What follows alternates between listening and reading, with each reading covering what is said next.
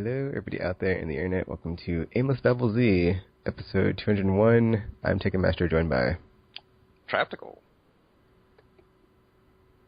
And Naomi. Yes, special guest today.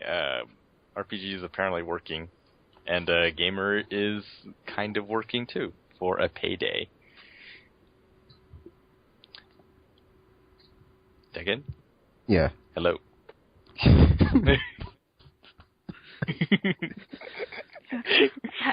It's like you guys haven't even done this before. I know. It's Okay, so last week we were all like, I need a Sarkeesian video, blah blah blah. We'll talk about it next week. And okay, so yeah, that's why Naomi's here, because we're totally gonna talk about the whole female gamer perspective on sexism in gaming and stuff. So I don't know where to start with this topic. Yeah. Well. So we sort of talked about the video. We talked about how, like, from my perspective, and a lot of people like the videos, but from my perspective, I felt like she didn't cover all of her bases, and that was a huge problem. And like last week, Tekken was talking about these response videos that he saw, which basically were sort of, it was weird because the videos, or one of them was like, oh, I'm not tearing apart her argument, but here, I'm tearing apart her argument. And it was interesting. Like, her argument, at least in the first video, is all about the sort of classic Nintendo heroes being, or like the classic Nintendo stories are like really lazy writing. It's because they're just following this ancient trope of women, because of their gender, are weak, and so they have to have male protagonists to save them. And so she went to like Mario and Link being, like the subjects of those games, and then the princesses were just the objects in those games. And yeah, our response, I think Tekken, you agree, right? It's just like, that's not 100% true. Yeah. I don't know, Naomi, what do you think? Just off the top of your head, sort of that brief summary of what we were discussing last week, like, reaction. I can see where she's coming from. Mm-hmm. I can see where she's coming from. It is a bit outdated, in terms of women being depicted in that way, but in the same sentence, it is an old formula, but it's a fantasy. Mm-hmm. For men? Or well, just yeah, I'd say for men. I'd say for men it is a big fantasy because, they want to be seen as macho and manly and be able to save the day by saving the princess and whatever. But at the same time, there are women out there, probably much to their own, I can't think of the word that I want to use, but it does them a disservice by kind of sitting there wanting to be saved, playing the damsel in distress. There are a lot of women out there that do that in modern society as it is. So there are girls out there that would see themselves as Princess Peach being, kidnapped by Bowser and going with that fantasy. But yeah, I can agree with her on some of those points, but at the same time, I don't read that much into it either. Like, I never read too much into it when I was a kid, when I was playing these games. Mm-hmm. Yeah, that was one of the points of that first response video I watched, which was a lot kinder. She talked about that. Yeah, I mean, lots of girls grew up playing these games, and they didn't feel disempowered because Princess Peach was being kidnapped. One of the more interesting arguments she made was, and And I noticed this about myself, is like, I never really thought about Mario and Princess Peach as being like a romantic couple. Yeah, that's that point too. Yeah, like her point was, Peach is like, she is the head of a kingdom, like she is the ruler of a kingdom, and so when Bowser kidnaps her, he's not taking her away from Mario, he's taking her away from everyone. Like, her kingdom will be in ruin if she's not there to rule it. And then Mario's like,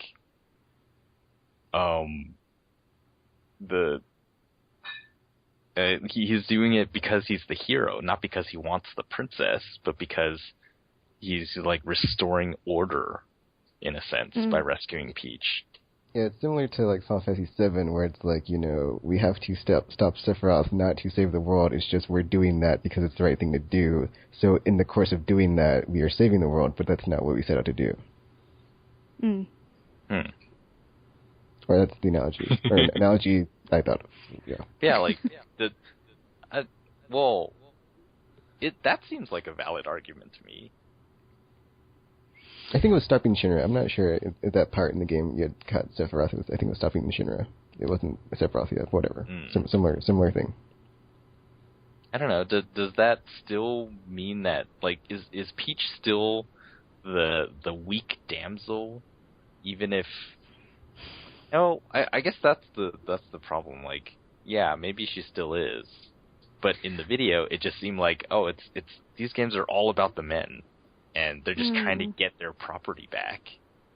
Well, even in that context, though, when they're both like these heads of state of these, like, that's like a position of power. That's not like a completely, oh, I'm completely at no power and so weak and fragile, and it's like, they make the shots. They're like they're the leaders of the country. It's like they like what they say goes. It's like they're in charge. I think it also comes down to personal perception. I mean, not a lot of people would, like you guys have said, it's about head of state. Mm-hmm. But obviously she's taken it as, it's a female thing. And she's weak, so therefore women are being depicted as being weak. Because, she allowed herself to be kidnapped I don't know how many times. I think it's all a matter of perception, because not everybody sees it that way. Yeah, because, like, in that case, I would make the argument, it's like, well, she's also putting Peach's gender in front of all of her other qualities. So it's like, isn't that sort of the same thing? That's it. I mean, she of all people should know that women aren't as weak as what this game is supposedly making women look. Because she's out there making a voice for herself, so she's obviously not weak. She's not one to sit in the back and let people, lord over her. So I don't know. I don't really understand the need to sit there and be so ferocious about being female and having the word of women so violently, well, not violently, but so vivaciously put out there and being stood up for, and every woman trying to get on their soapbox about, this is not how women should be perceived. Women are not weak. You can do it in a different way. Yeah, I think that's a really good point. Like, it's about personal perception. Not everyone looks at these characters and says, well, there's a weak female because she got captured. And it's like, if Peach wasn't a princess, who would be kidnapping her? Right, really? Yeah. Actually, go ahead. You're right. I was going to say, like, and I thought of some other examples as you guys were talking about, like, a princess. That you have, like, Princess Dagger or Garnet in Final Fantasy IX. She's also a princess, but she's also a summoner later on, so that she's, like, not in or she is, like, a powerful, like, she can summon giant monsters, so, that's pretty powerful. Well, and like, you have, like, in that example, like, even plot-wise, she did not, or what happened later? Because in the beginning, she asked to be kidnapped, right? Yeah, because she thought her mom was... She, like, didn't like what her mom was doing, going around and capturing the Eidolons for power for, whatever the name of the country is in that game. I can't think of it. It escapes me right now. It's the big live castle. Is it? But yeah, they were doing right? that, and then they were, like, using the black mages to go and, like, take over and everything, and, like, get all this power, but, like, behind the scenes, it was Kuja all the time who was manipulating her mom, so she and, like, the whole time she was like, oh, but there's something wrong with my mom, and something's not right here. But then she, like, later on found out something, well, it's a plot spoiler, so I can't say what happened, but she's like, oh, well, this is that, so, whatever. And then, yeah. But that's kind of, like, why she wanted to be kidnapped, is because she didn't like what her mom was doing. And then, like, the other example I was going to throw out was Princess Katana in Mortal Kombat. She's, like, way badass. She, like, kills people with blades, or her fan blades, so I would mess with her. She'd kick my ass. Yeah, I think that points to one of the points of the video was that she made the point about saying that, oh yeah, you know, there are strong female characters out there, but then almost inevitably they, you know, lose their strength at some point and then have to be rescued. And she says, like, that is a problem, because, like, male characters, yes, they get captured too, but they always get out on their own.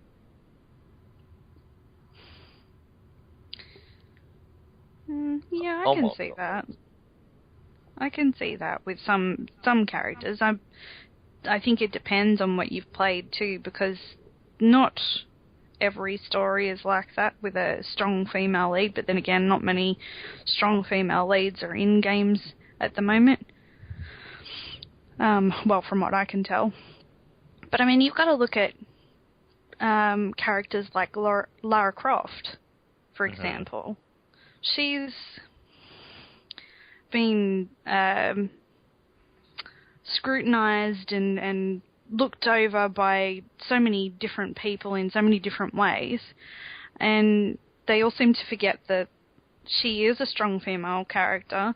She is doing things that no normal woman would do, and if she does forget her strengths, she's reminded of it, and she still gets on with it and finishes what she set out to do. And I don't think that a lot of people realise or remember that side of it. I think they just look at her for face value and go, oh, well, she's dressed in a certain way, or, you know, she got her butt kicked by whatever character, and then just kind of play on that, not think about all the other values that they have of the character. I have to say that I was one of those people that did that early on, but now I think about it, and I have to say that regardless of what she wears, she's still pretty badass. Yeah, there's a lot of weird Japanese games like that where it's like, I just feel like feel like, you know, Japanese designers, could you like tone it down a bit because you're making us look bad. It's like, you know, Bayonetta, she's a cool character. She only wears hair because that's all that clothes her. But come on, it's like, you know, come on. Yes, because that's the real reason that you play Japanese games, because you know, you're not a pervert. I'm kidding. But I looked up the Final Fantasy IX thing on Wikipedia. She was trying to escape from Lindblom to get to Alexandria, where Sid was, so she could be like, dude, something's wrong with my mom, because that was her uncle in the game. But yeah. Okay. Yeah, so I think we're mostly in agreement. There's something else I wanted to... I had a thought, but I'm sorry. Like, yeah, last week it was like, well, none of us are female gamers, so everything we say could be totally wrong. Well, what was just said by like Naomi, where like the whole, like, if you look at the way games have been made over time, I think like in the current generation and beyond, like PS3 and 360, I think there's gonna be like more protagonists, whereas like back in the day, they're like during the bit era, or even like specifically Nintendo games and platforms, which is like what Anita Sarkeesian's videos have like always been focusing on, is like there are more male protagonists anyway, so it's like to look at those games is just a not as good examples. I haven't watched like episode 2 and 3 yet, but Tropical said there's like more games that are like shown as examples, but like more games like currently in like the PS3 and like 360, like Remember Me, Mirror's Edge, Portal, like Mass Effect. Just you have games with like female protagonists, and like the new Lara Croft with like the new Tomb Raider. It's like way more violent and not and like you play that game, it's like whoa, Lara Croft, what's happened? The other thing I think people need to remember too is that when those games were made, not a lot of women were known to play those sorts of games. Whereas now, they're making themselves more known. Yeah. And of course, there are those people that have to come out, I'm a female gamer, I'm a girl gamer. Yeah, good on you. Whatever. Like half the population. Yeah, that's right. I mean, it's like we've started an army. But, I mean, it's good that there are more females that are playing games, and it's good that we're out there and we're telling people, I play games, And I think when a lot of those games were made, they were made for men. I mean, in the sense that, guys were generally the only ones that were known to play video games. Yes. Well, historically it's sort of weird. Like, when games first started, everyone was playing them. It was sort of the next fad, and people thought it was going to be a fad. And then so things like Pac-Man were super popular, and that's a unisex game. It's not really a run around and shoot stuff. I don't know if they really, or yeah, it would have been like jets and motorcycles back in the day. Tetris. Yes. But yeah, like I guess what she points out in her third video is that there's sort of a so first of all, she does go into modern games, like and the ones she pulls out as examples are like what was that game? Shadow of the Damned, the one with the it's just like really, and it's like Splatterhouse and I don't know. There's a lot of them. I have a feeling. Naomi, have you played The Last of Us? No, I haven't. I wanted to. See, that was what was cool about The Last of Us. Is like early on, there was more female protagonists than there were male protagonists. Because you have Ellie, the Firefly lady, and the other lady. Yeah. What's her name? Trish. Which other lady? Wasn't it Trish? Tess. Or Tish? Tess. Anyway, it's a T.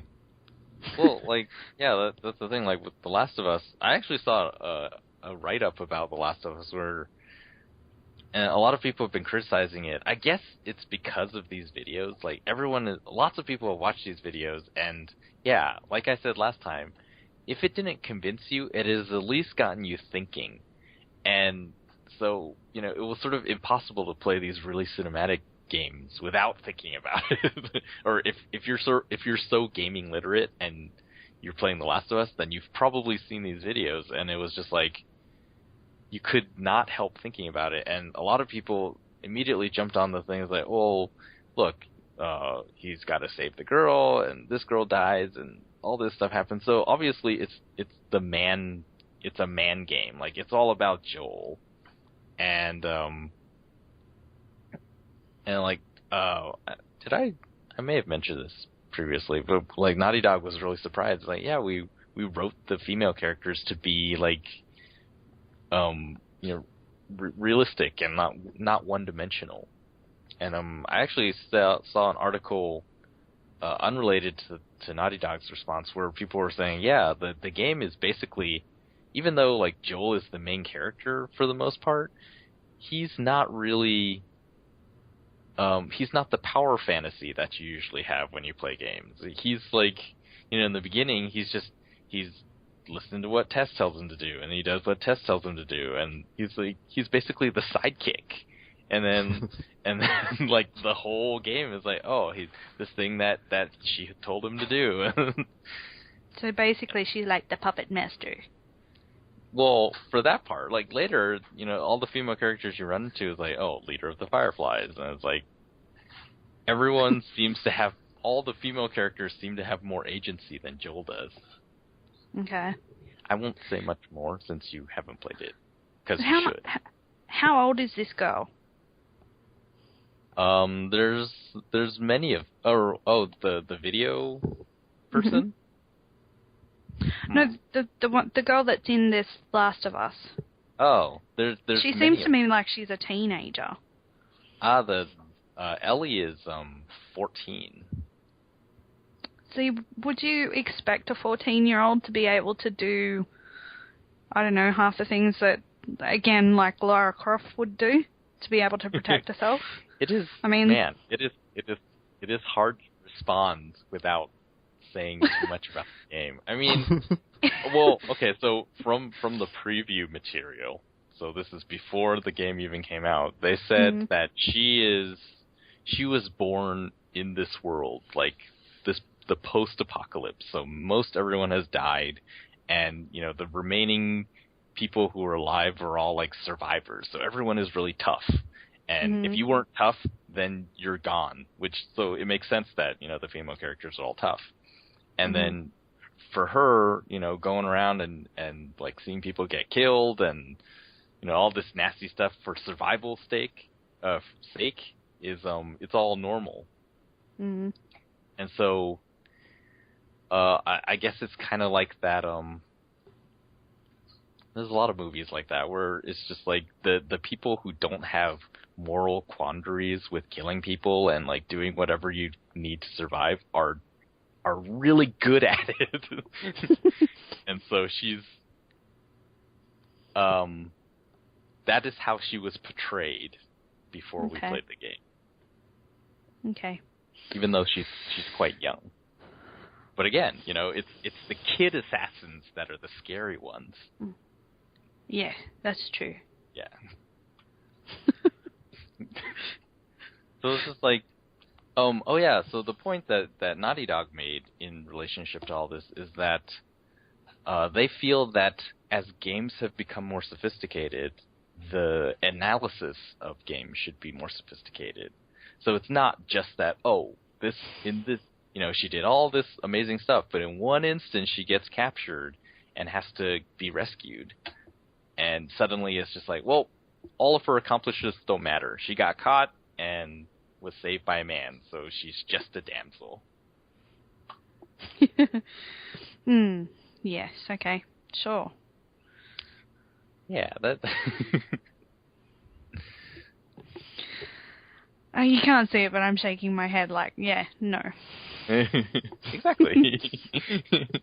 Like my air quotes. They're totally in the air. On the internet. And guy in the corner over there. In the corner. And the sarcasm that you can read in my tweets, honestly. Okay, now I am confused. Anyway. Well, you know how you write stuff and sometimes people go, was that serious or sarcasm? Yes. There's no way to know. It's up to you. Like today I tweeted that I was going to get NCAA 14. See, I saw the article and I was like, is this for real? I was not sure if you were being sarcastic or not, because I was like, I'm kind of worried about Tropical, because he's all like, tweeting about this Call of Duty and football games, like, what's going on with Tropical? You should not be excited for these games. This is why I'm not good at any games. I'm like, too diversified. Jack, like, does Tropical even like football games? Player of all games, master of none. I can totally see that. I mean, I'm the same way. It's just, it's nice to have the sampler. When I go to a buffet, I don't go to eat as much as I possibly can. I go to have four tables of variety. Oh, you're totally missing the point of a buffet now, man. That's a great analogy, Tropical. I want to play the ball.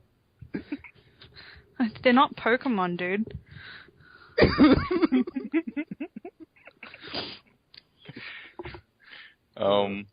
Anyway, yeah, so I guess we could end this on the future. we think it's going to be good, right? Because, yeah. like, her point is, like, oh, there's been this resurgence in retro stuff, and obviously there's still a bunch of damsels in distress, and retro stuff, you know, they play homage to that. So even though...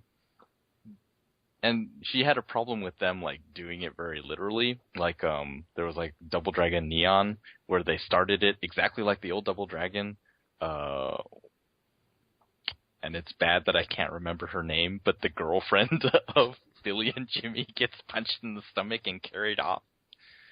And, you know, for the developer's stay, it's supposed to be kind of be like a joke, right? It's like, oh, you know, this was this hilarious, not hilarious, but this ridiculous, over-the-top scenario that they concocted back in the day, and we're going to present it as a funny thing now because this problem doesn't exist anymore.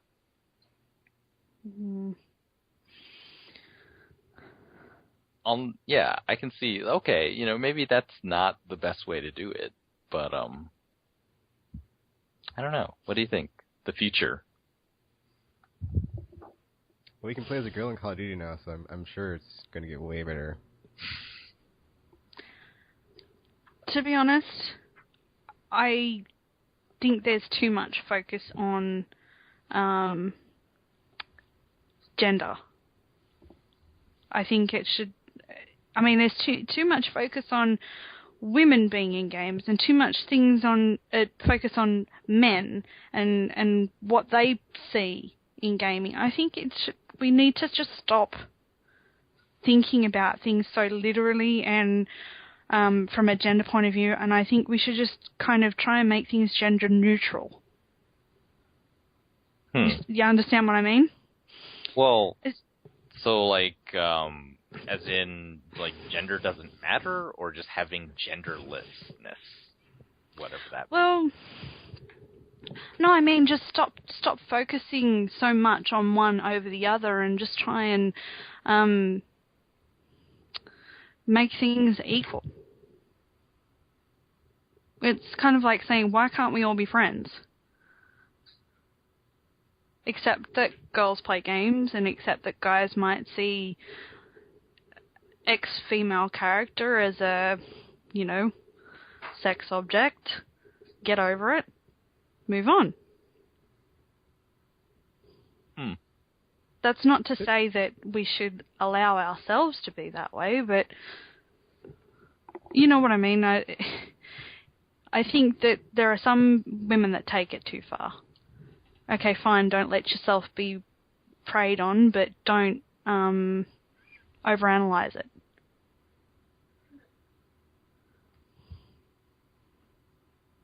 And I'm probably going to get sledged by the internet.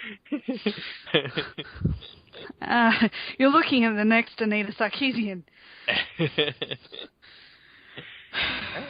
Well, yeah, I suppose that's one way to go. I mean, I think eventually it is going to become sort of less of an issue, whereas, you know, the reason it's an issue for women such as this video author, and I can't pronounce her name, so that's why I've avoided it.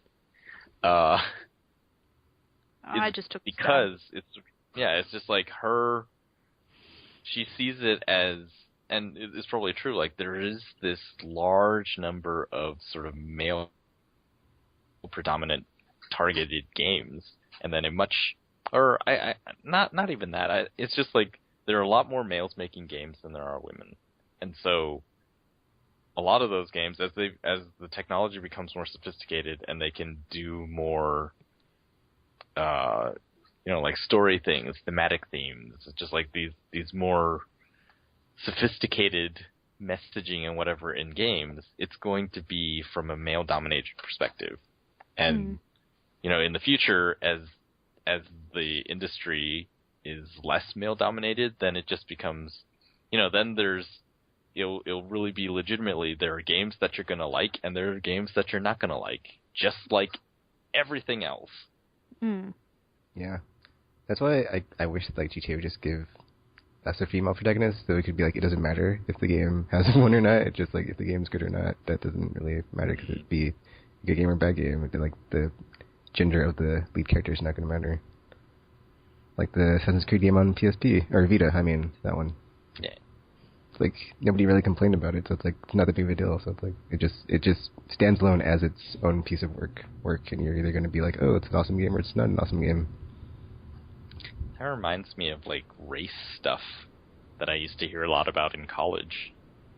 Like at one time I asked someone, because being Asian, I was with the Asian group, and they wanted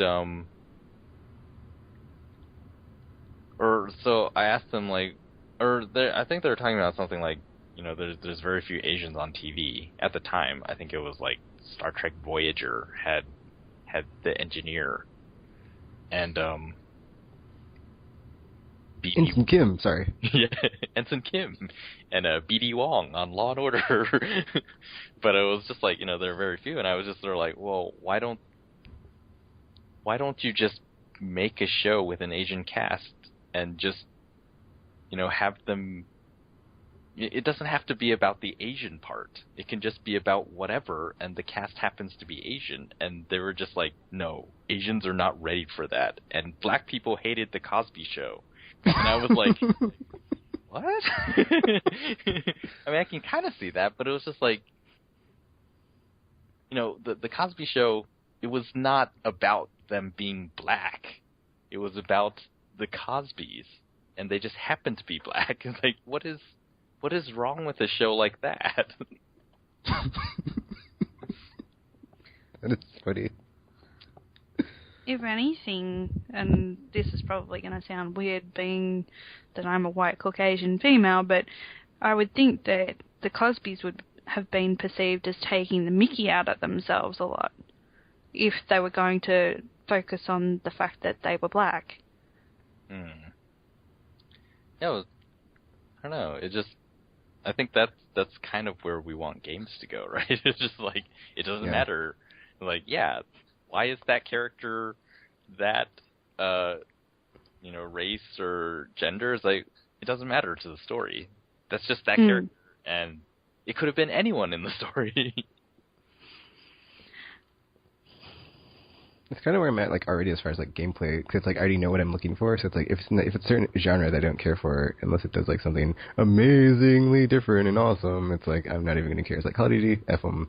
Like, every other F-person shooter that's not, like, doesn't have RPG elements, like, to me, it's like, okay, there's, like, it's like, if you never started studying criminal justice, there's, like, a thing when someone is, like, trying to convict someone of, like, you have elements of a crime, and you're on trial, and you're trying to, like, convince them of, like, all these elements to get them convicted, but basically, there are, like, elements of every genre that, like, if it does not have this in it, then I will not care about it. Or if it's a genre I don't care for, it needs to have these elements, or I will not care about it. So it's like, first-person shooter, it needs to have, like, RPG elements, 4-player co-op.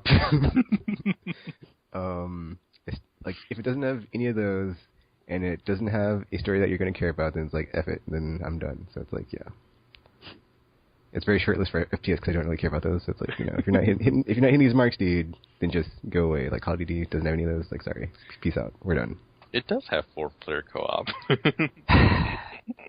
Okay, Borderlands style, like 4-player co-op, story section, which is like deep and cohesive that you play through and stuff. And somehow we got onto picking onto the games.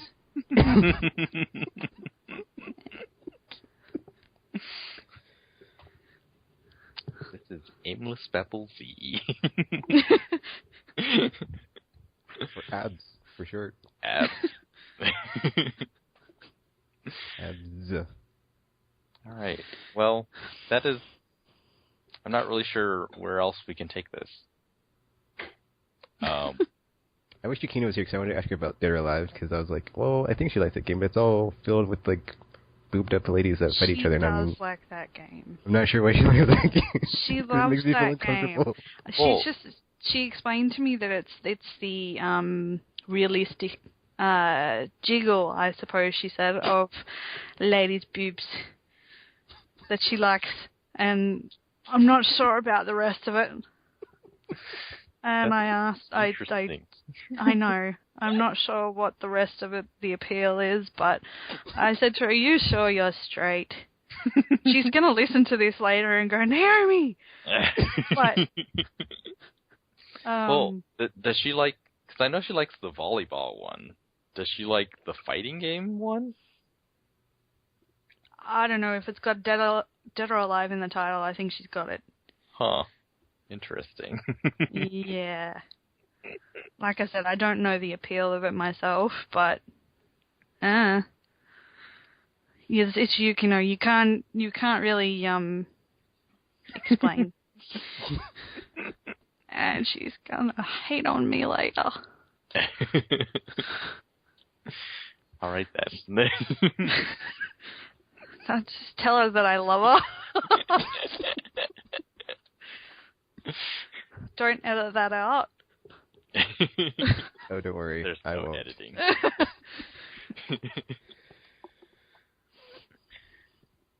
All right, Tekken. Mm-hmm. Where do we go? Well, I guess To the valley? To the hill? Anyway. So I guess we'll stop there and come back after this break with what we've been playing.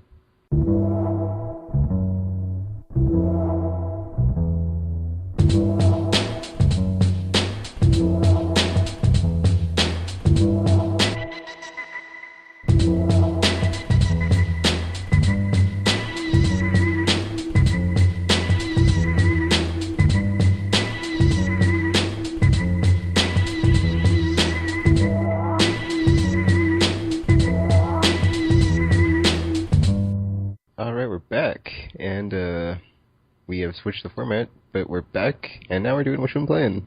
But Naomi's not here anymore, so, you know, thanks for being on. And, Tropical, do you want to go first, or do you want me to go first?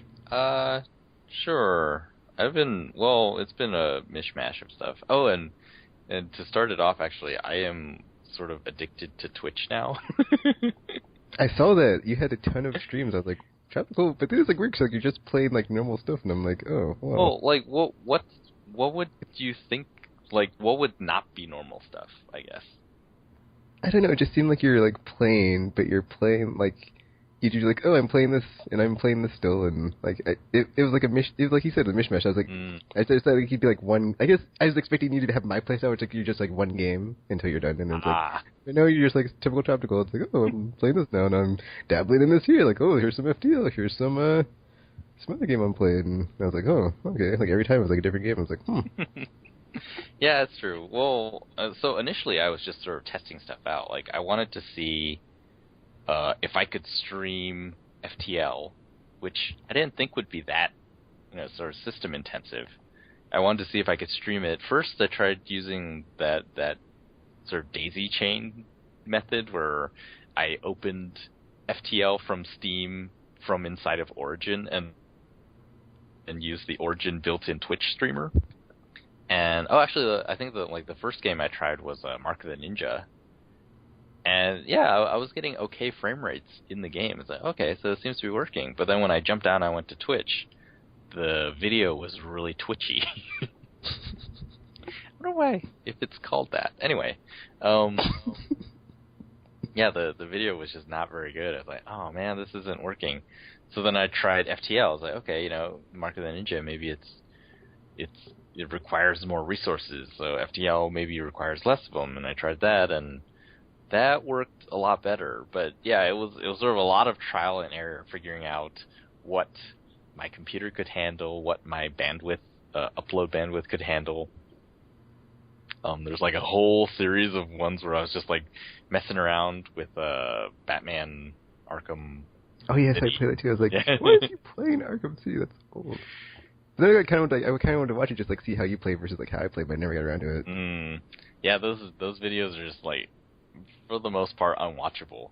'Cause, yeah, on that one it was I have two computers right now. I have the Alienware here, and I have a Mac Mini that I bought.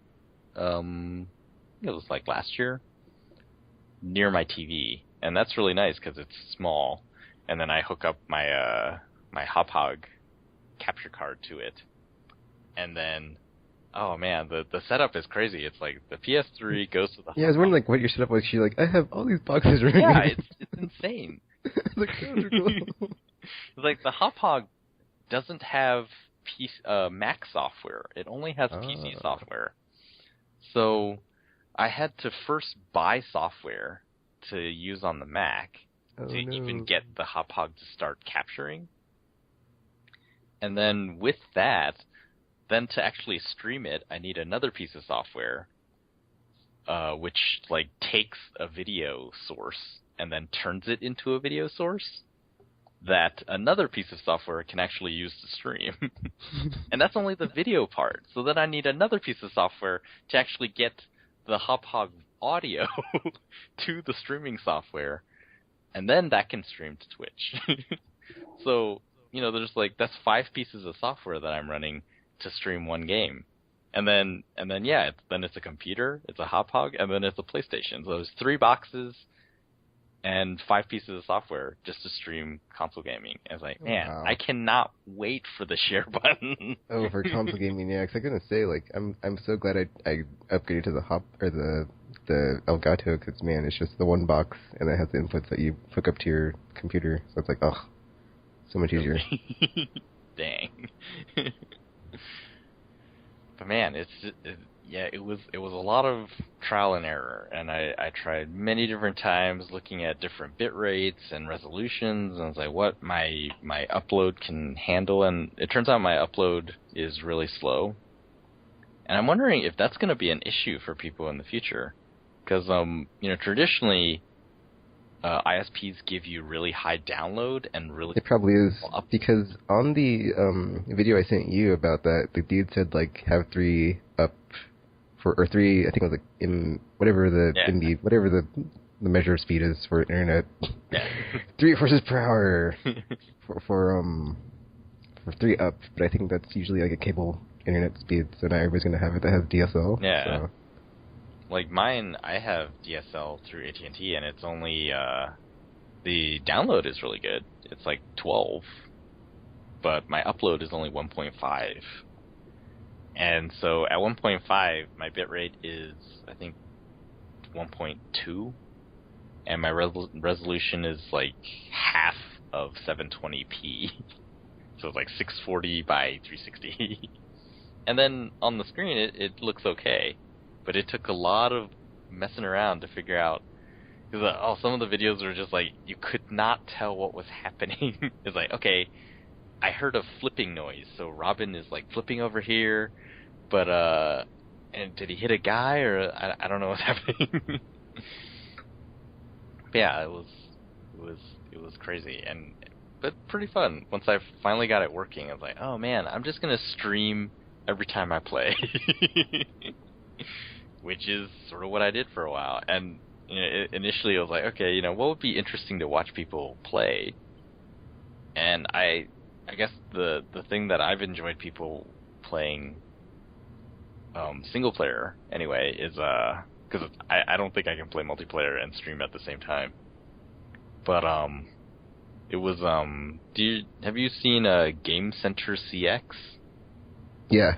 Yeah, it's like, it's fun to watch. That Japanese show? Yep, the Japanese show where he like does challenges, like beat this old school game, and they're super hard. And I thought, you know, I haven't figured out how I can stream audio commentary at the same time, because the only way I can figure how to do it, it will be really weird for the viewer, because the audio will come first, and then the game footage will come. So I'll be reacting to things that haven't happened yet from their point of view. It's like, that's not going to work. So initially I thought, it's fun to watch, you know, really understandable things. So, you know, you take on a challenge, and then you try to accomplish that challenge. And, you know, there's just sort of inherent drama. Once person, you know, the viewer, all they need to know is what the challenge is, and then they just watch the struggle, and they don't really need to hear what the player is doing. And so initially I was like, okay, I'm just going to try to get all of the badges in Batman Arkham City. And I played that for a while, but got really tired because, well, I was running back and forth between computers to see how the stream was going, and it's like, okay. After that, though, I started thinking, it's like, you know, it might be interesting to stream games that no one else is streaming, or probably no one even has. So I started streaming Carnival Island, which is clearly a game geared towards children.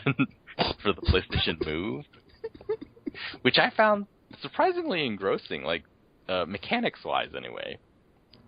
Because it's really neat. Like it's just like carnival games, but you play them virtually and you play with the Move controller. So I was playing ring toss. And I was like, oh, and there's challenges in this game. So I would bring up the challenge menu. It's like, okay, these are the challenges. Like, I'm trying to get this one. And it's like, the one I couldn't do was get 2,700 points in one round. And you get 9 rings. And there's only 2 bottles that have 300 point values on them. So basically you have to get all 9 rings onto the 300 point bottles. And they're in the back corners. And I'd be overthrowing and underthrowing, and it's just,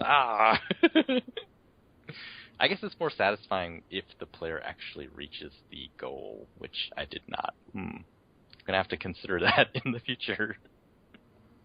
But I'm really glad that the game is not gesture based, like a lot of like Wii Sports stuff and some of the bowling games. And I found that out because you can actually, when you're playing skee ball in the game, you can actually play it overhand. So instead of rolling the ball up the ramps, I was like chucking them at the holes. And I was like, oh, this is awesome. So I played some of that. That was really fun. Then I wanted to do what was the next one I wanted to do? Oh, I wanted to do like the fight. Is that what it's called? It was like the Move game where you're just a fighter and you go punch. And I was like, yeah, I want to stream that because this game is actually pretty hard. But then I decided against it because it often asks for calibration and then it just shows my entire like living room, which is really, really messy. Nah, I'm not gonna do that. So I ended up playing Shattered. Or yeah, like my next train of thought was like, I'm just gonna go into my backlog and just play stuff that I haven't played before. Yeah, you played a lot of stuff. Cause I was like, Shatter, what the f, Batman. I went to Shattered and I was like, oh man, this game is so cool. It's Breakout, but it has boss battles, and you can like subtly manipulate the path of the ball with like sort of suction. Like gravity and anti-gravity, I guess. It's like, oh, this is really cool. So, yeah, played through a lot of that, and all these like, so I don't really get it, but so Twitch stores your broadcasts, and then you have to make highlights. Yeah, well, it doesn't always store them unless you make... That's the thing, is like, unless you make the highlights, it will not store them. And then after you store them, you can upload the whole thing of the highlight or the session, or at least like 2 hours worth of it to YouTube. Oh, so the maximum length of a highlight is 2 hours?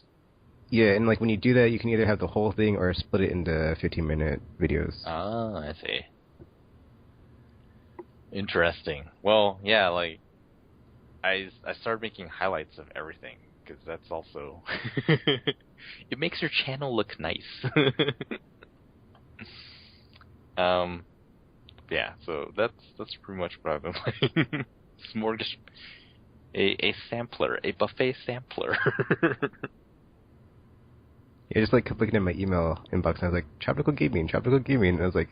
Because like before it was like all these games and I was like, okay, that's weird. But then like he just started calling it a Tropical Game and I was like, oh, okay, he's just streaming to kids. So okay, I gotta ask you a question then.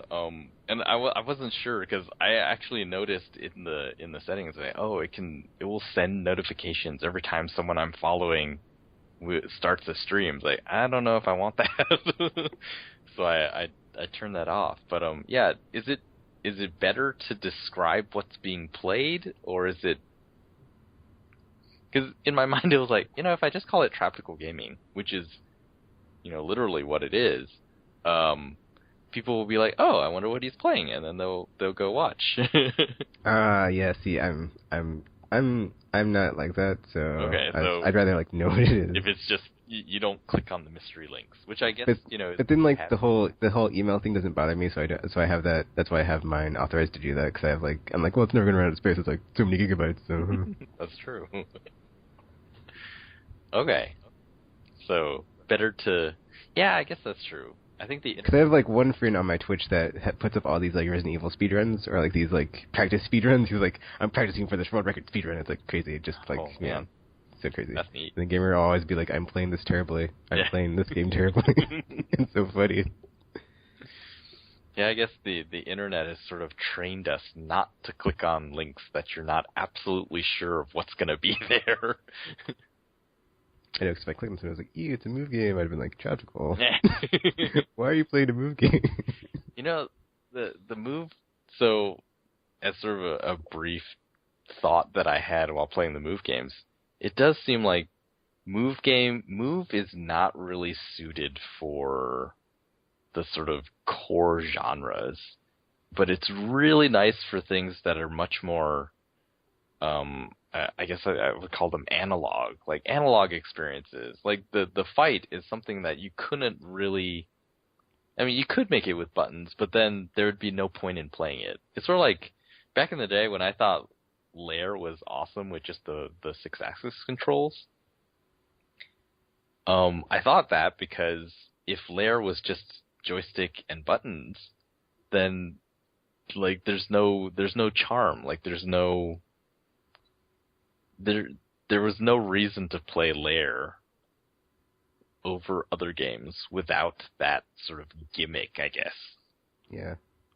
Because like it's just a standard fair game. Yeah. It's just dealing with dragon combat as opposed to like if it's a ship or a car or whatever. It's just like this is Rogue Squadron. You know, everything is structured exactly the same as those missions. So if I'm just playing this with the stick, then I could just go play Rogue Squadron because I like space more than I like dragons.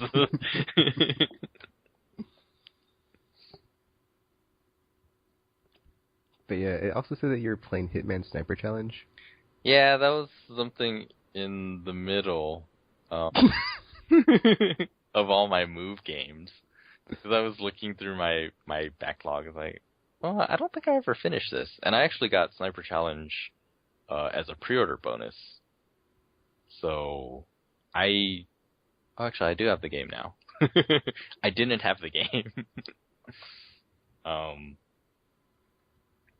And I think there was like 2 challenges left, and I had no idea. I didn't even know what they were before I started playing, and then I started playing it for the stream, and I was like, oh, yeah, that's what the challenges were, but I have no idea how to get them. So I was just messing around, shooting civilians. It's like a guy sitting in a window with a tinfoil hat on, and you can shoot all around him, and he doesn't react. But if you shoot him, he does die. Yeah, that was not an interesting one. So was that all you've been playing? Yep. Alright, so for me, okay, I guess I'll start with PSP first, but I finished Vanguard Bandits, and I'm disappointed because I got the same ending, and I was like, no! So now I need to look on the internet and be like, alright, how do I get more endings? Because I kind of need to move on to another game, because there's a ton of awesome 3DS games, but I've been playing all my PSP games, so it's like, I have all these PS1 games that I bought in cheaply, because like, I'm such a cheapskate. I got like all these cheap PS1 classic games, they're cheaper than PSP games, and they're cheaper than like $35 new 3DS games, which is like, cheap compared to $60 new games, but I'm like, I'm not paying $35 for 2DS games, so I'm such a tightwad sometimes. It's like, sometimes Tekken can be such a super tightwad, and I'm like, I'm waiting for the 3DS game, so it's like, dude, I need to wait for Black Friday. Like right now, it's like, you know what? If I'm not buying it, it's just gonna wait for Black Friday because that's when I always get like an awesome deal on like either vanilla DS games or friggin' 3DS games. And it's like I got this for $20, and like it's way less than full price. So it's like why pay full price when you can pay $20? Like that's the Joji Gundam rule number 1. Only play if you can pay 20, just pay 20 because if you're going higher, you're getting ripped off. You're not getting ripped off, but it's such a good deal. It's very true now. Especially with Steam, it's like, oh my gosh, serious. Although, the collector's edition stuff that was announced today, man, I am... Yeah, Batman, I was like, ooh. And it's funny, it's so hilarious what happened when I went to GameStop to pre-order Splinter Cell. So basically, it's really cool, I had an adventure. Again, it's like, I think, every time I go to that store, it's crazy. So basically, I went in there, and I'm talking to the dude, and we're all being like all chummy, because I'm all like, oh dude, alright, I came here to pre-order Splinter Cell, and he's all like, oh, well, are you going to pick up Payday 2? And I'm like, oh, dude, I already got it on Steam. It's like, oh, I'm so jealous. And I was like, yeah, I played it. And I was in the beta. It's awesome. And then, like, we're all talking up and stuff. And I'm like, he's like, oh, we have this pre-order bonus that's coming up where you can, like, trade in games for, like, $10 for the next-gen version if you're interested in PS4. And I was like, oh, man, I'm interested in PS4. Heck yeah, it's so awesome.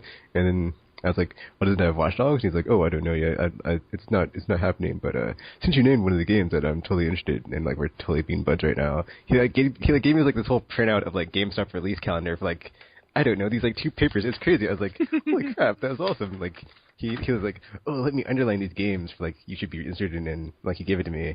And so he underlined Armored Core 5. Batman Arkham Origins, and I saw that, I was like, oh, dude, and we totally started talking about Batman, because I'm like, dude, I love Batman. It's like, anybody I find that's, like, a fan of Batman Arkham, I was like, we had, like, a 5-minute conversation about that game, and why it's so awesome, and I'm like, you know, even though it's a new developer, I'm totally excited, and, you know, they have co-op, well, they don't have co-op, but, like, they have the whole Batman and Robin, and, like, I hope they have co-op challenges, because that'd be so awesome, and, like, wasted opportunity, whatever, and, like, I'm just talking to this dude, because, you know, it's been a while since I've been in GameStop anyway, because I've been digitally buying games for, like, ever, so I guess it was, like, my whole... I haven't been around a person that I could talk to about games, like, outside of my coworkers in, like, the wild. And I was like, oh, wow. And then, like, I guess that's the other thing is, like, RPG, sometimes he's, like, so down on GameStop that I feel like he's conditioning me to, like, go into a GameStop and, like, expect the people that I work there to not know anything about the games. Tropical does that too sometimes. It's like, you know, or maybe it's gamer, I don't know. But, like, I just, you know, I expect the worst when I go in there, never expect the best. And, like, it's a great thing. But then we have, like, Dragon Ball Z, Battle of Z underlined. I'm like, what? And then, like, Payday 2, but I already told him I had it, so I was like, whatever, this is cool. Because, like, I never got one of these things that had, like, the whole release list from GameStop for, like, until the end of the year. I'm like, oh, man, this is a gold mine. I don't need to check GameSpot for, like, or any other news outlet for the rest of the year. So it's like the prices and the SKU numbers. I was like, oh, dude, this is, like, I use, like, my paragonal conversation tree skills in real life, and I was like totally able to do it without like outside of video game. Is awesome. I was like, score. I got some like GameStop intel, not important, but whatever. I got yay for me, bonus points, brownie points or whatever. And I got a Street Pass off their Nintendo thingy zone in the store because it had that 3DS update that like you get the thingy from them, or you meet your me from the thingy that they're stored on there. So now people walk by it and be like, oh, I gotta take a master, and like, maybe we'll get more hits on our website since I have Aimless Podcast on as my Street Pass tag still. So yeah. Moving on from that tangent. So Vanguard Bandits, and I need to move on to a game, but I'm so cheap that all my games are old. But whatever, I'm clearing them out one by one. Vanguard Bandits climb off the list now. So you know, yay, one less on the list of PSP games in my backlog.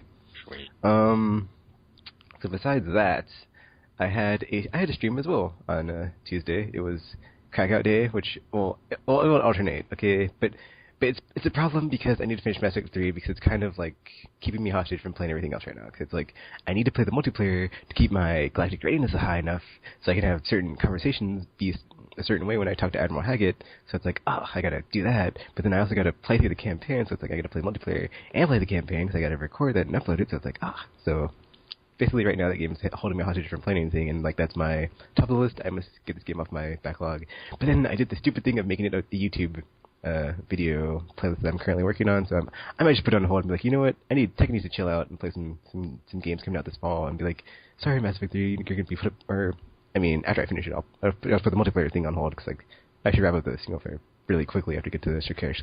Usually goes really fastly downhill once you get there. It's like, oh, well, bam, bam, bam, bam, bam, just knock it out, and yeah. But besides that, Payday 2, dude, still awesome. Like, friggin', it's cool too, because like some of the stuff from the beta transferred over. Well, I'm not sure if it transferred over. I think it's just stuff you unlock with the pre-order. So I was like, yeah, I got some stuff for pre-ordering it, even though it was my pre-order. But yeah, I was like, yay, free stuff, free gear. It's always great. So that was awesome. So I got to level 7, and I have 2 masks unlocked I did not get in the beta. So it's like, yeah, I even have new masks that are not the normal masks, or the pre-order masks. So I was like, yay. So man, stuff. But it's still great. And I played through, oh wait, no, I already played through that mission. Actually, I'm trying to think. I did the bank one, that's in the beta, that with the guard dude and the drill. And then, the Coke one where you steal the Coke, I talked about that one too, in the beta. And the one mission I played that I didn't play in the beta. It's really weird, like, there's no list like there is in the first game of, like, the select missions, because, like, the matchmaking when you're in the lobby, just, like, they pop up on the map, so it's kind of weird how they did that. But, so there's this mission where you go into the mall and you basically just have to like break stuff and do a certain amount of damage because the dude's like, I want to get this guy for what he did to me or whatever. So go in there and do all this stuff to his property. So you have to like go in the mall, do all this stuff, and I didn't know what to do. And then like in the chat thingy, because I was playing with other people, like someone's just like, just destroy stuff. So I just started like shooting random stuff and like shooting stuff on the wall, seeing if I could do damage to it or whatever. And I was like, I don't even know if this is doing anything. And it's so weird because there's like a Lamborghini in one of the thingies, but I guess it's just a fake Lamborghini, so it's not a real one. So it's not like you just blow that one up and like do all the damage because it's like $100,000 car, so it's like $50,000 is the limit on normal difficulty. So I was like, oh, they should do it. And I just started shooting it up, and then the guy, your radio dude, was all like, oh, well, he didn't say this, but like as you're doing more damage, he'll be like, okay, you're at 50 or 20,000, 25,000, 30,000, whatever. So it wasn't going up, and I just like unloaded the whole clip on the car, and it's like, oh, well, this isn't going to work, and I just went to the next door. So yeah, but it's still awesome. Oh, I did the nightclub one and the jewel heist one where you go into the jewel store and just try to take all the money. But yeah, it's still fun. Oh, a cool thing that happened in the full version. There's like this mode on the bank robbery where, okay, it's cool what they do every time. It's like they change they don't. Okay, I'm sorry, getting excited. Okay, so the fake mission. When you go into the vault that you open, there are different things that you're going in for depending on what type of scenario is for that mission. Because there's the deposit one where you get the deposit boxes, the cash one where you get the cash on the table, and this new one that I had not seen before in the beta, which was the gold one, and there's gold bricks. However, they are heavy and they weighed us down, and we got wiped out. And I was like, oh man, they're probably worth a bunch of money. So hopefully, Gamer Toptical and some random person or AI character will be able to overcome that and just take all the gold. Because right now I don't have enough money to buy this pistol that's way bigger than my default pistol. So it's like, I need the money. So the grind begins in Payday 2, and it's a fun treadmill to be on. I cannot wait to another beat on it. Oh, that reminds me, Final Fantasy 13. F that game. I played it. I recorded it. I showed RPG, and he was like, actually, I showed RPG and Gamer, and they're both like, how'd you get this far with these low-level characters? I was like, what? So and like that's the thing, dude. I was like, I'm going to record this video. I'm going to show the RPG, and I'm going to show the Gamer. And if I have to grind this game, F this game, it can just stay unbeaten because I don't feel like doing that right now, and it'll just be put on my list of, oh, well, I'll come back to it when the F ever. So, sorry, Final Fantasy 13, but, yeah. That game, dude, it was weird. I booted it up. I have 2 more videos to put up on YouTube because, like, even to get to the part where I was stuck in, it took me, like, a while. And I'm not even going to go into it, but basically there's like this enemy that had this certain paradigm that they couldn't kill me, but I couldn't get a chain on them or whatever it's called, a charge thingy, whatever the bar that fills so you can jack them up really good. They couldn't get that because they're just, they'd like beat the crap out of me and I'd be like, kill my units, so that was happening. So basically it was just like this war of attrition to where I would stay at full health, but I couldn't take any chances to get their bar to fill, so I'd just be like, oh, I'm just going to I think cherry tap? Yeah, cherry tap is the word RPG said that one time. So I just cherry tapped them to death and got to where I'm stuck at with this boss that you can see on my YouTube channel. It's like, yeah, he kills me in one hit with, if lightning gets too close, now I have the wrong paradigm set up, so we'll see if I can finish the game, because RPG gave me some tips, but I haven't gotten back to play it yet, so we'll see. Hopefully I can, because I don't want to go and grinding for levels, because that's never fun. So, but I believe that's all I've been playing. 3DS, yeah, didn't play anything on that. Nope, that's 360 Mass Effect. I already talked about it. Actually, Mass Effect 3, I put in a different skill setup for my character because I've been playing so much multiplayer, and like from my experience, I was like, you know what, in single player, this will totally work way better, and it totally does. And like me and Liara and whoever the third wheel is are just always doing awesome. And it's like, yeah, like I guess I'm level 62, but whatever. Like that game, so good. F the haters. But it's like funny to me, like playing it now. I'm just like, it feels like I'm in the off season. It's like I'm just waiting for the next one. Like that's like all I really care about. It's like whenever I'm gonna do the next Mass Effect game. Like that to me is like, since it's like my new favorite franchise, it's like, like I will always be playing them, but like when there's like not a new one, I will always be playing whatever the current one is until the new one comes out. Damn. So it's like I just think of it now as the off season. It's like right now it's the off season, and like to keep my skills fresh and sharp, I'll just keep playing multiplayer and the single player, and then whatever. And that's my goal for Twitch. Is like once I finish my current playthrough and getting my groove on that to like my certain days, a certain upload or stream or whatever. It's like I'm gonna go through all my friendships and be like, here they are for internet. I know I've been talking about them for like 5 years on this podcast, but now I can finally go to Twitch and see them all in action, all the classes, and they're all Paragons, and it'll be great. So awesome, and yeah, I believe that's all I've been playing. Cool. I don't think I played anything else on Steam. No, I didn't. Okay. Payday 2 though. Yep, way better than the first. Awesome. Worth every cent. So, new stuff. I guess we can relate it to what we've been talking about. Which was... Oh, yeah, that's right. NCAA. I actually am serious about getting 14 at some point. Because, I don't know. Occasionally I do like to play the football games. And it looks like NCAA 14 is going to be the last one. And, well, I mean, it's hard to say what's going to happen, but, you know, previously the NCAA pulled out of their agreement with EA Sports, so they're not going to license the NCAA stuff to EA. So it was like, okay, well, that's fine, because, you know, they don't own the teams or the players or whatever, so we can still license from all the schools, and it just won't be called NCAA football. Well, then, we heard from the schools, and it looks like up till today, 3 conferences have pulled out. So the SEC, the Pac-12, and the Big Ten are not going to be in the next college football game. And I went to a Big Ten school, so I was like, well, what's the point of the next one for me if the Big Ten's not in it? So yeah, it's looking more and more like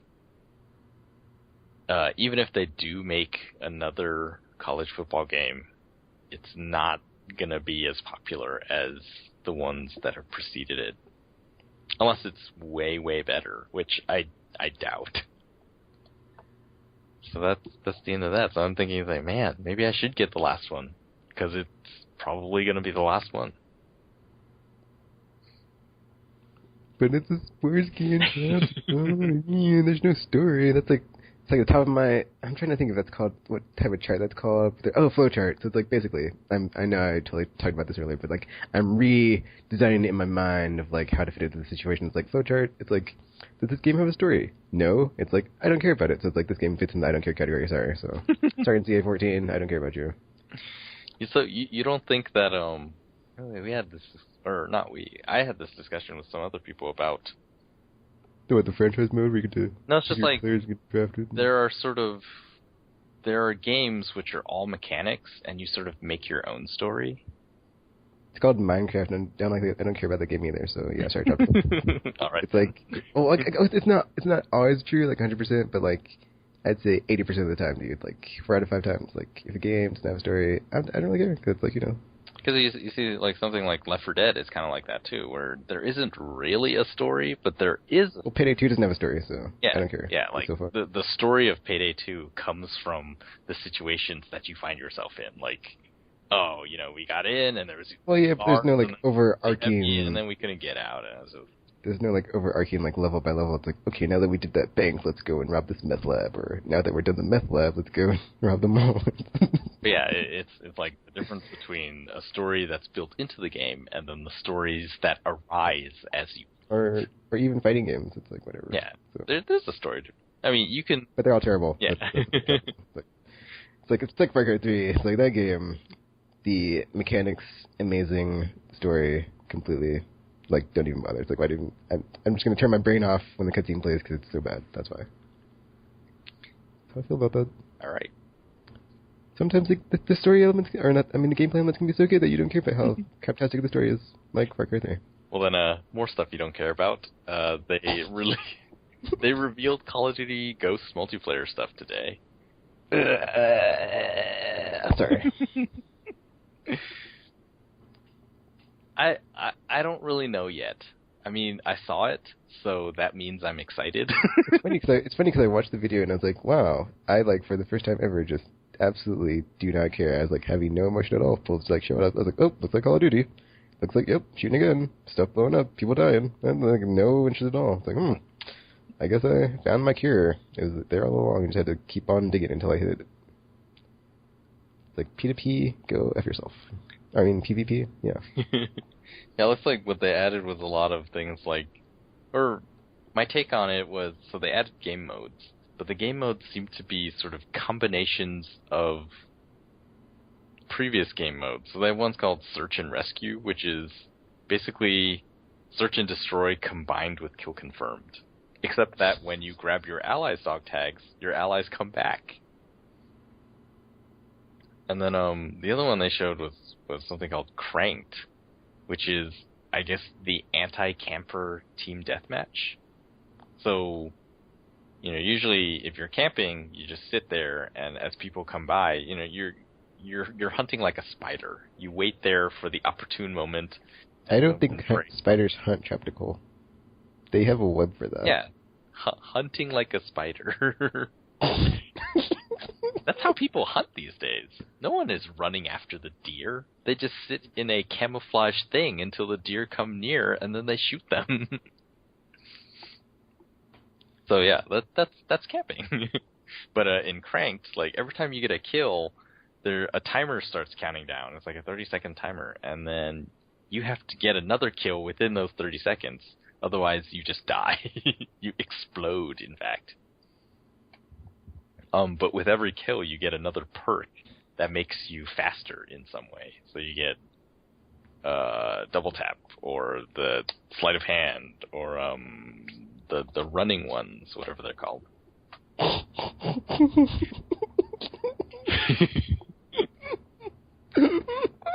I'm sorry.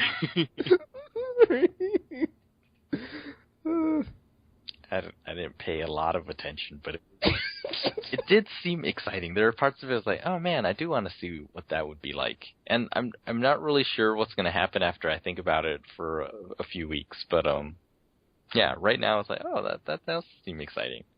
It was just funny how you described it, because it's like, you know, that shooting one, that reloading one, that running one, like this is basically the basic elements of all you ever do when you play this game. Basically, yeah. And you're done. Yeah, I don't know. It felt like the games they feel really different. I remember playing Modern Warfare, and it didn't feel that way. But then as the games, you know, as they released more and more of them, I mean, we got to a point where, like, they did a live demonstration of one of the multiplayer modes, Cranked.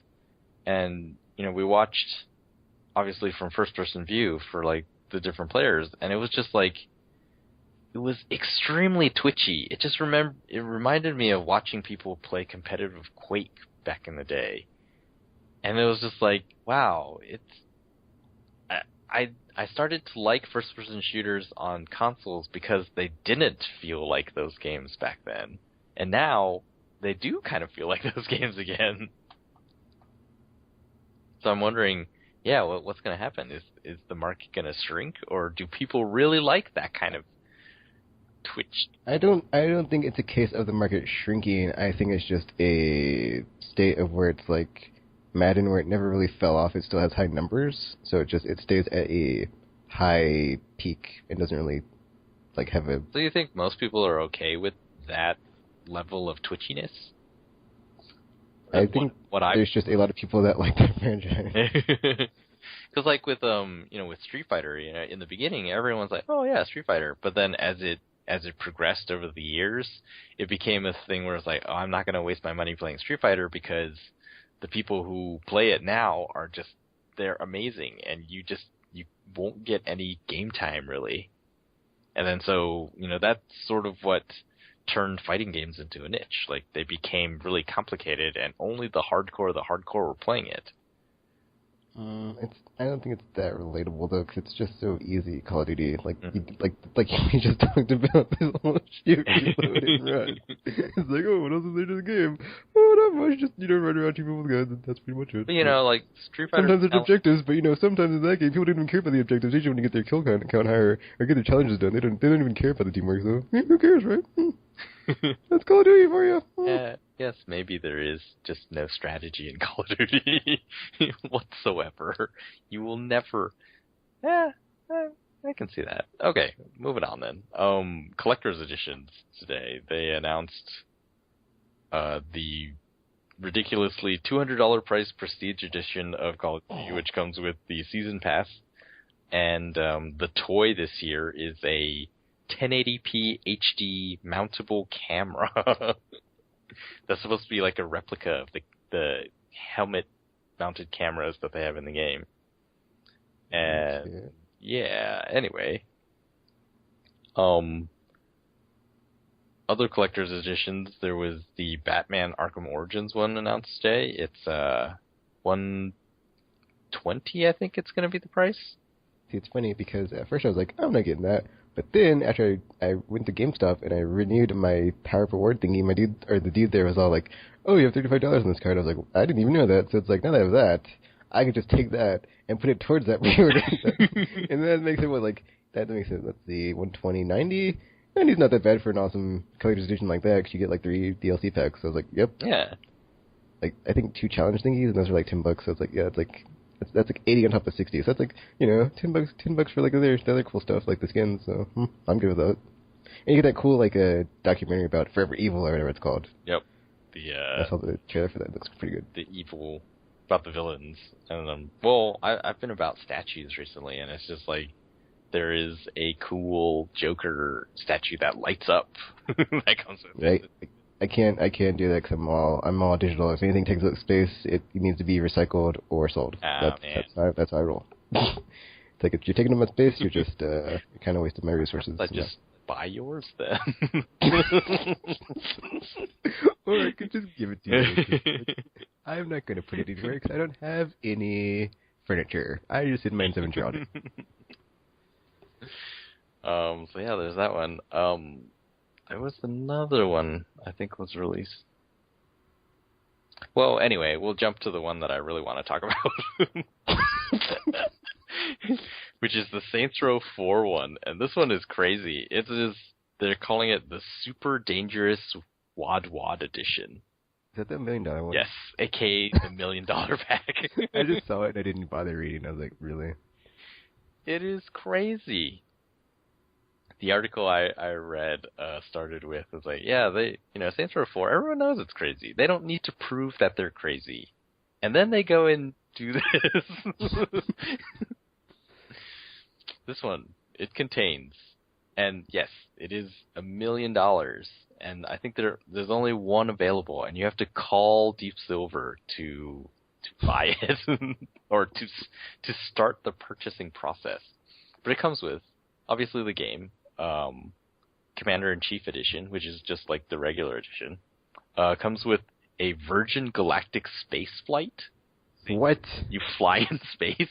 That's insane. Instead of the toy-size replica dubstep gun, you get a full-size replica dubstep gun. You get plastic surgery, a personal shopper, a hostage rescue experience, a spy training day, a capsule wardrobe, 7 nights at the top royal suite at it's that really tall building in Dubai. Malaysia? Oh, Dubai. A week for 2 at the Jefferson Hotel in DC, a first class flights to both of those locations. Then you get a Lamborghini Gallardo. This is ridiculous. And if you can't drive that all the time, you also get a new Toyota Prius plus 1 year of insurance. And finally, a year's supercar membership. All for the price of $1 million. People say you can't buy a lot with $1 million. That sounds like a lot to me. Yeah, I saw that. I was like, this is awesome and insane, but kind of awesome. Yeah. It's like, you get 3 trips. One of them is in space. Yeah. You get 2 cars.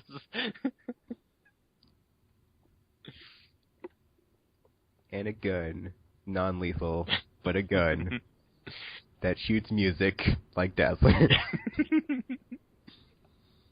I guess the only disappointing part is that it's only the Commander-in-Chief edition. You don't get... you don't get the what was that? The Game of the Generation edition. But yeah, and this is, even though it's really funny, this is real apparently. So yeah, I'm looking forward to seeing if anyone buys it. It is kind of brilliant if you think about it. Yeah, because that's like $1 million right there. Yeah. Although, I'm not sure how much all the swag, if we can call it that, the swag costs in there. I would guess just like all the other ones, it's a bit under, because they got to make the profit. I mean, it's not like they're like, oh, let's make it worth more than it costs. I mean, what publisher does that? Do you think, None. Do you think it's a lot of profit, or do you think it's just like... That's a good question. Maybe they're just making the same amount on that. I would think it's a high margin. I think it's like they want you to like look at all this stuff and be like, oh, dude, it's worth so much. But it's like, it's probably like way higher profit margin than like you think it is. It's like probably at least $250,000, like $250,000, like easily, like It's like, oh, you think it's like it's actually only worth $500,000, and if you did your research, because we told it to like a rich billionaire that didn't care. He's just like, oh, I love the game, and yeah, I wanted to have this awesome exclusive edition that nobody else could have, and I wasted all my money on it because I'm a billionaire and that's what we do, so... Wow. Alright, that's all... Unless I can think of the other one. Oh, they released more information about TMNT Out of the Shadows. It apparently has a single-player campaign that you can play through 4-player co-op. Oh yeah, there we go. That's sort of the meat of the game, and then they have the arcade mode, which is sort of because they spent a lot of time on the combat mechanics, so they decided, in addition to this campaign mode, which has ninja-y stuff like stealth, in addition to the Turtles combat, they decided, we'll make an arcade mode, which is entirely combat, and then that's also. This one, I'm not really sure. Like, I heard that it's only local 4-player co-op. But, in another place, I saw that it was 4-player online. So I was like, we'll see when it comes out. And then there's a third mode, which is just like a horde mode, essentially, which you can also play online. Actually, it's interesting because Splinter Cell, next one, I keep forgetting, Blacklist, also has a horde mode, so I was like, ooh, interesting. Really? There's a horde mode? Yeah, there's also a team deathmatch, like 4 mercs versus 4 spies, and I was like, oh, okay. Well, if I enjoy it that much, I might actually start playing it, but we'll see. It was funny, I just watched the sort of like different modes that you can play as or modes that you can conduct Sam Fisher in Blacklist, and it's like Ghost mode. And they describe Ghost as being stealth, non-lethal. And I was like, that's not really a ghost, is it? Because, if you're a real ghost, then you leave no evidence. So, like, the guys you knocked out, they're going to remember that they got knocked out. Unless you're that good. I was like, there should be another mode where it's like, I don't know what it would be called. With total stealth, like no encounters. I think that would be really cool. Or maybe it wouldn't. Who knows? Anything else? I don't think so. Nope. It's almost time for the fall avalanche of games to start next week when everything comes out. We'll talk about next-gen stuff as we get closer, because... Oh, that's the other thing. I don't know. It's really weird. I'm like slowly but surely creeping down the slippery slope of, you know what? I'm going to cancel my PS4 period because I don't need it. Because I'm like, well, the only game I'm getting is Watch Dogs, which is also on PS3, so I don't need to get the next gen version. Because it's like, if I double dip anyway, which I probably will, because that's the type of person I am, so it's like, well, I can just wait until some more awesome stuff comes out. So I'm trying to wait until TGS and like hope there's some awesome stuff that they haven't showed us, and it's like, oh, it's really awesome. It's like thinking about it now. It's like, well, even though I can afford it and I could have one, in that amount of time, there wouldn't be any games I'd be playing except for Watch Dogs, and I have this backlog anyway, so it's like, Tekken, clearly, my voice of reason is like, Tekken, What are you doing? There's these games on your current console that you haven't played yet, and you haven't finished them. Why would you add on to your backlog? We must stop these bad habits now before they continue to fester into your later adulthood, and you've not learned a single lesson. Oh, don't do it. Cancel pre-order. And I was like, okay, voice of reason, fine. I'll listen to you all this time. Oh, whatever. Man, that's a good argument. I hate your voice of reason, because it's so right, and yet I'm just like... And it's weird for me, because I'm not even super excited about games on the system, really. I'm excited about the system itself. And I think that is probably the only legitimate reason to be excited about next gen right now. Because, yeah, the truth is, we don't really know about that many games. And the games that we do know about are only, like, they're only kind of exciting. So for me, it's like, yeah, I don't even know if I'm going to get any games with it. Well, it was that on top of the stuff that's like current gen has an awesome lineup that will just completely all over like Watch Dogs anyway. So it's like the more they show GTA 5, I'm like, really? Watch Dogs, really? Like, am I really going to be playing you a month after you come out? I'll probably go back to GTA 5 because it's probably going to be way better. It's like, I was thinking in my mind of like, why am I excited for Watch Dogs? Because it's an unknown quantity. Whereas GTA 5, even though I'm not tired of it, it's like still an awesome experience. But it's like, you know, go back to the well enough times, it's like, oh, GTA, whatever. But now it's like, ooh, new shiny toy. But it's like, dude, has GTA 5... I was like thinking about this really deep one day while he's in the bathroom. And I was like, you know... That's where all the deep thinking happens. Look it up. So I'm on the toilet, and I'm like, you know, has GTA ever let me down? And I was like, well, I've liked every game, and they've all been fun, so... This Watch Dog game, though, what do we know? What do we know? And I was like, yeah, it was like the fear of the unknown all crept into me. I was like, actually, you're right. And then it's like, there's some story come out, there's no airborne vehicles, and I was like, well, people were crapping all over GTA 4, and it's like, oh, you can't fly jets or whatever. That was one of the reasons that they're taking a dig at it, and they're like, oh, you can't fly jets, blah, blah, blah, blah, blah. Well, guess what? Watch Dogs, no helicopters, no jets. Go STFU if you're going to be all like, oh, Watch Dogs is so better when it comes out because, you know, GTA got so much hate when 4 came out. You can fly over the place, so we'll see. So, but yeah, now I'm like, wait a minute, GTA 5, dude, like I'm wisening up and like remembering all the awesomeness that I've had with like, or I love GTA 4, so it's like whatever. Like Red Dead, and I'm like, wait a minute, they made Red Dead too, so it's like, well, obviously it's gonna, you know, come on, dude, same DNA, all up in it. So we loved Red Dead because it's like one of my most favorite games. It's like, yeah. All these thoughts right in my head while I was using the bathroom. I was like, you know what? I think you're right. What's in my head? It's time to cancel that period because I need to watch Dogs. It's like the new. I'm not gonna, that's a terrible analogy. the new car you want to ride when your current car has been getting you from point A to point B with no problems this whole time, and like you're gonna get in the new car and it's gonna break down. And you're like, no, why are you getting you? And then yeah, so you know, GTA 5. I'm sorry for all the thoughts or the doubts I had, but I'm back on it. Wow. Yeah, I just get Watch Dogs on PS3, so whatever. I actually have had a change of heart on GTA 5. You know, initially I was thinking, I'll just wait on these because I'll just get the superior version on PC. But then, well, you know, despite the fact that I found out that my PC may not be able to do those things as well, it also has to do with, like, well, I was totally okay playing GTA 4 on PS3, even though, you know, there was a somewhat superior version on 360, and then there's the more superior version on PC, which I could run.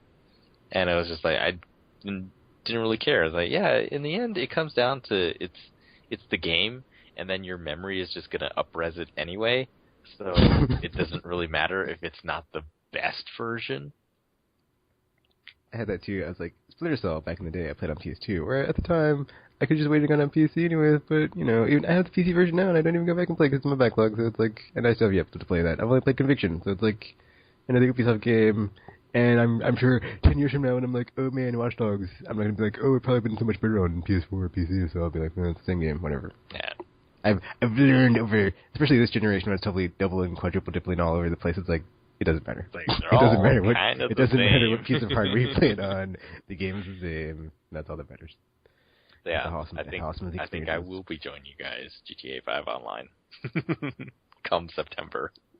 Yeah, I'm sure this new trailer will just like make all the people that are like, oh, Watch Dogs. Oh my gosh, we'll see. I can't wait for tomorrow's multiplayer reveal. I haven't even seen like the new Watch Dogs trailer because I was like, I kind of lost steam at that point. I was like, I don't even care about this game as much anymore. See, that like, one is actually kind of cool because it's talking about, it's the one where he can hack the city, right? Yeah. Yeah. It's like, it reminds me, and they haven't really even talked about the main storyline. Even that trailer is just like, oh, it's, yeah, he can hack the city, and he does it by hacking these nodes, and it's basically like synchronizing in Assassin's Creed, except you get access to like all of the different systems in the area, and then you can do these things like, I imagine it's kind of like being Batman. The way that it was portrayed, it was like, oh, you know, he's this guy, and he's just like, he has better tech than everyone else. And then he does seem to be... Oh, yeah, I saw you put that on Facebook. You're like, you know, I was like, what the hell is Tropical? Yeah, like, Watch Dogs feels like... But I hadn't seen the video yet. Like, I had no context. I was like, Tropical's lost his mind. What is going on? It feels like... Because there's a Batman story where this... I forget her name. She's like an electrician. And she's like fascinated by the Batman, and then she discovers how the Batman never appears on security cameras, and it's because he has installed sort of like camera jammers or like signal jammers of some sort all throughout the city. So as he's traveling through the city, you know, the cameras selectively like go off or like along his path. They'll like blink on and off, and so he's never spotted on camera. And then having that story in my mind and like watching this trailer is like, whoa, it's like yeah, like who could have access to the city if it wasn't the way that it is in Watch Dogs? Like, yeah, it would be like Batman. And that's one of the things you can do in the game is like you can use the city's sort of crime prediction algorithms and figure out if there's going to be a crime that's going to happen, and you can go all vigilante and like stop crime. And so it's like, wow, you know, if supervillains popped up in Watch Dogs, this would be a Batman game. Oh, that's great. It's like clean up Chicago, one bad guy at a time. Exactly. Man, it'd be so cool. But yeah, as you said, we will see. It's hard to say. Assassin's Creed sounds very promising, and you know, our opinions differ. But I thought the first Assassin's Creed was just like, man. The second game was what the first game should have been. The second game is the game that they sold us as the first game. That was the vision. Just like Kinect 2.0 is probably what Kinect should have been. Dude, I totally thought it was like a random thought, but I'm not gonna. I'm gonna shelve it for now because Aimless Adventures needs to happen. I have not seen this Payday 2 thing yet. Okay, so I guess that's it for this episode. On Twitter, Facebook, wherever, whatever, Aimless Podcast. Check us out. ABZ. Abs. And, I forgot I said last week, but, yeah, until next week. We are... I haven't recorded it yet. Oh, okay. I didn't get around to excited to work on Tuesday. They threw off my week, and I was like, no! So, yeah. But, yeah, we'll be here, and hopefully you'll be here to listen to us. And until next week, or whenever you hear or see from us again, Aimless Babble Z, Aimless Podcast. We're now signing off. Just another quiet day.